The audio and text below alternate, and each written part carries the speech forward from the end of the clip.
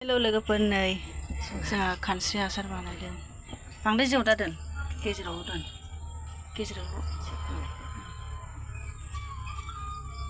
खानस्रिया नै जि बुरजा जाबाय प्लास्टिक गाननानै माबानांसिगोन ओइ थैगोन फाग्लि बिदि दायरलाबाय मानो थैनांगौ ए गाननानै ओरै एसे एसे दा हमथा लासै लासै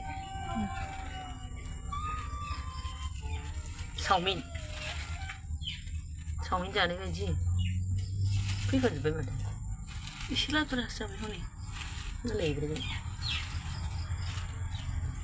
लादुरा जादों दाउखौ खिन्थु नायनांगोन दाउआ माबागोनथ'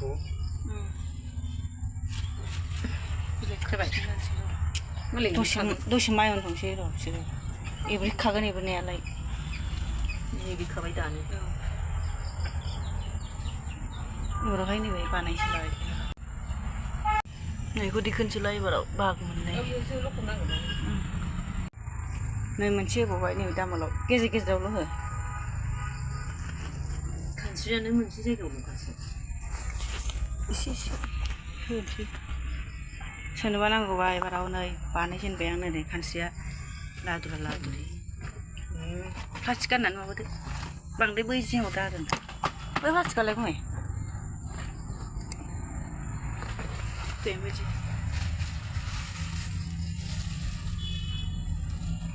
हेनवास लाबोनांगोनलै औ हेनवास होनलायलांबाय बेखौ बबेनिफ्राय लाबोआ बायनानै लाबोदों बायनासो लाबोलायबावनांगौ बायाबा माथो मोनो खानस्रिया आन्दाबा जालायबाय एबार नैबाय होनोसैलाय दासो नै मोनसेखौ बै जिंथिं बारा दाहो गेजेरावल' हो हारसो थांखादों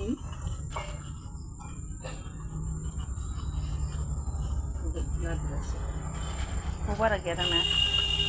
एसे दङ नै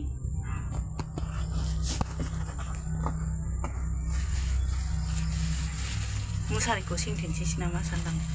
दाउ हाबनो हायिनि सानजों खाथेखानोसै नामा खोनाबाय मालायनि दाउआ फैयो